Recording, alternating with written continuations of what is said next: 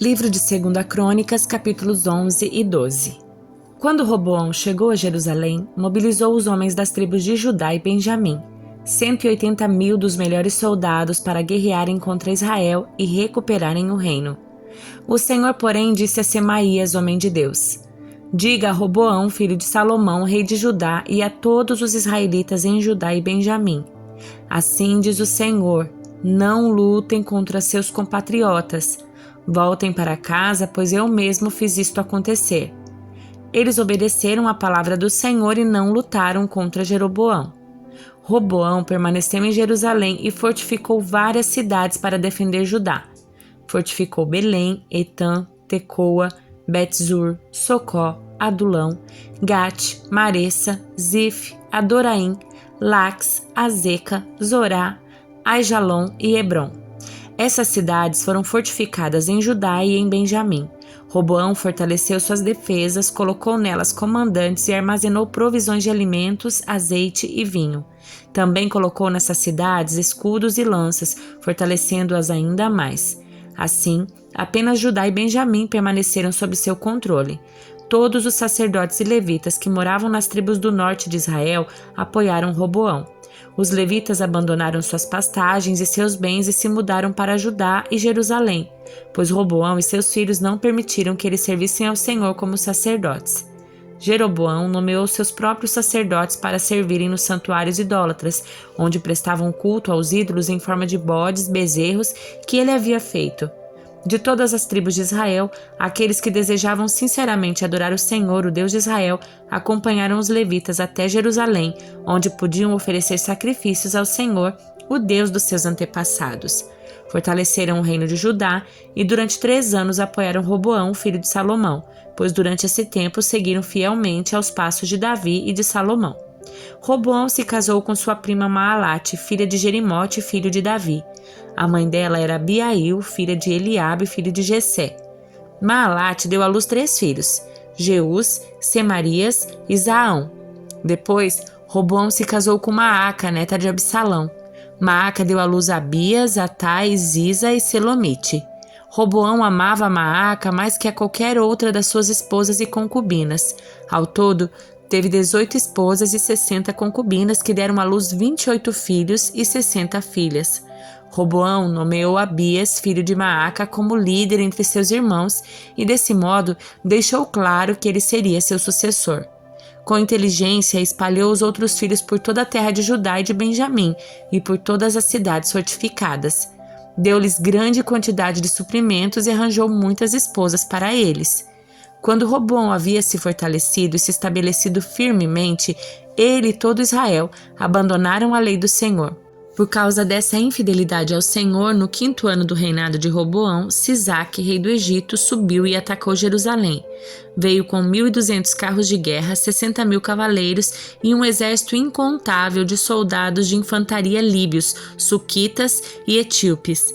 Sisaque conquistou as cidades fortificadas de Judá e avançou para atacar Jerusalém. Então o profeta Semaías foi ao encontro de Roboão e dos líderes de Judá que haviam todos fugido para Jerusalém por causa de Sisaque.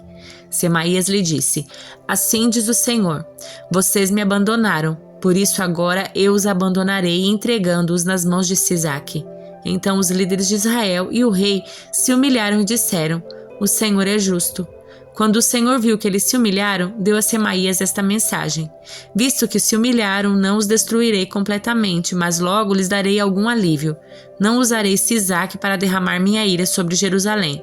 Eles, contudo, se tornaram servos dele para que aprendam a diferença entre servir a mim e servir aos governantes da terra. Então Sisaque, rei do Egito, subiu, atacou Jerusalém, saqueou os tesouros do templo do Senhor e do palácio real.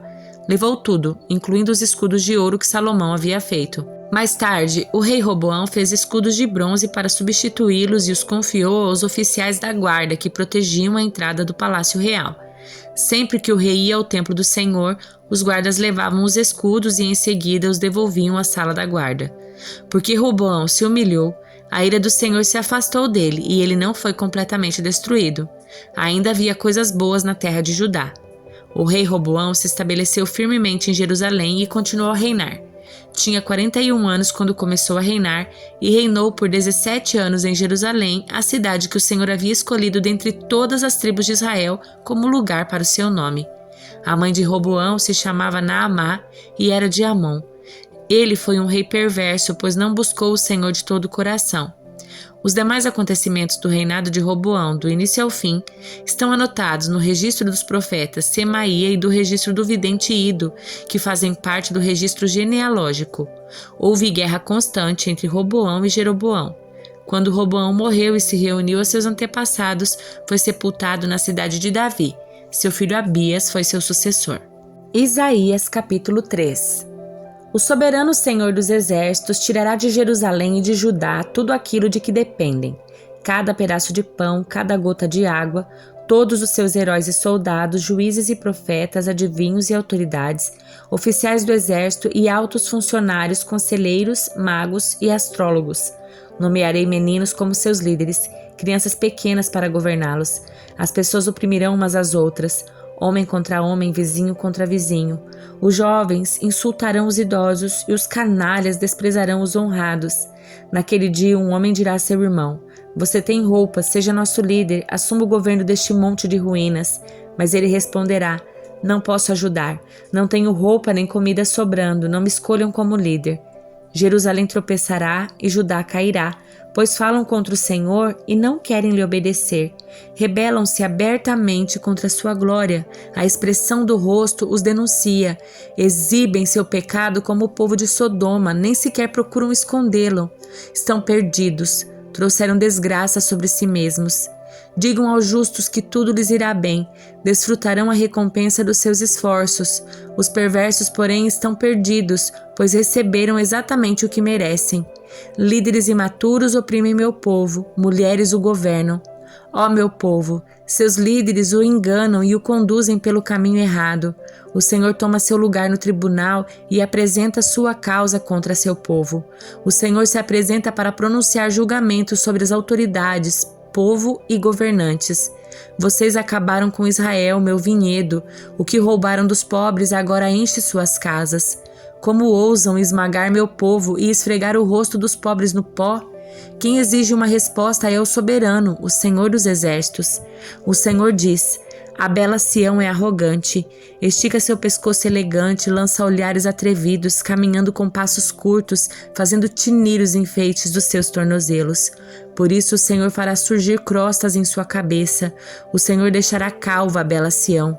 Naquele dia o Senhor removerá tudo o que a embeleza, os enfeites, as tiaras, os colares em forma de meia-lua, os brincos, as pulseiras e os véus, os lenços, os enfeites para o tornozelo, o cinto, os perfumes e amuletos, anéis e joias do nariz, as roupas de festa, os vestidos, os mantos e as bolsas, os espelhos, as roupas de linho fino, os adornos para a cabeça e os chales. Em vez de exalar perfume agradável, ela terá mau cheiro. Usará cordas como cinto e perderá todo o seu lindo cabelo. Vestirá pano de saco em vez de roupas finas e a vergonha tomará o lugar da sua beleza. Os homens da cidade serão mortos à espada e seus guerreiros morrerão na batalha. Os portões de Sião chorarão e se lamentarão. A cidade será como uma mulher devastada, encolhida no chão. Primeira carta a Timóteo, capítulo 1. Eu, Paulo, apóstolo de Cristo Jesus, por ordem de Deus, nosso Salvador, e de Cristo Jesus, nossa esperança, escrevo esta carta a Timóteo, meu verdadeiro filho na fé, que Deus o Pai e Cristo Jesus, nosso Senhor, lhe deem graça, misericórdia e paz. Quando parti para a Macedônia, pedi a você que ficasse em Éfeso e advertisse certas pessoas de que não ensinasse coisas contrárias à verdade, nem desperdiçassem tempo com discussões intermináveis sobre mitos e genealogias que só levam a especulações sem sentido, em vez de promover o propósito de Deus, que é realizado pela fé. O alvo da minha instrução é o amor, que vem de um coração puro e de uma consciência limpa, e de uma fé sincera. Alguns, porém, se desviaram dessas coisas e passam o tempo em discussões inúteis. Querem ser conhecidos como mestres da lei, mas não sabem do que estão falando, embora o façam com tanta confiança. Sabemos que a lei é boa quando é usada corretamente, pois a lei não foi criada para os que fazem o que é certo, mas para os transgressores e rebeldes, para os irreverentes e pecadores, para os ímpios e profanos. Ela é para os que matam pai e mãe ou cometem outros homicídios, para os que vivem na imoralidade sexual, para os que praticam a homossexualidade e também para os sequestradores, os mentirosos, os que juram falsamente ou que fazem qualquer outra coisa que contradiga o ensino verdadeiro, que vem das boas novas gloriosas confiadas a mim por nosso Deus bendito. Agradeço àquele que me deu forças, Cristo Jesus nosso Senhor, que me considerou digno de confiança e me designou para servi-lo. Embora eu fosse blasfemo, perseguidor e violento, contudo, recebi misericórdia porque agia por ignorância e incredulidade. O Senhor fez sua graça transbordar e me encheu da fé e do amor que vem de Cristo Jesus. Esta é uma afirmação digna de confiança e todos devem aceitá-la. Cristo Jesus veio ao mundo para salvar os pecadores e eu sou o pior de todos, mas foi por isso que eu, o pior dos pecadores, recebi misericórdia para que assim Cristo Jesus mostrasse quanto é paciente. Desse modo sirvo de exemplo a todos que vierem a crer nele para a vida eterna. Honra e glória a Deus para todos sempre. Ele é o Rei eterno, invisível e imortal. Ele é o único Deus. Amém. Timóteo, meu filho, estas são as minhas instruções para você com base nas palavras proféticas ditas tempos atrás a seu respeito, que elas o ajudem a lutar o bom combate. Apegue-se à fé e mantenha a consciência limpa, pois alguns rejeitaram deliberadamente a consciência e, como resultado, a fé que tinham naufragou. Himeneu e Alexandre são dois exemplos. Eu os entreguei a Satanás para que aprendam a não blasfemar.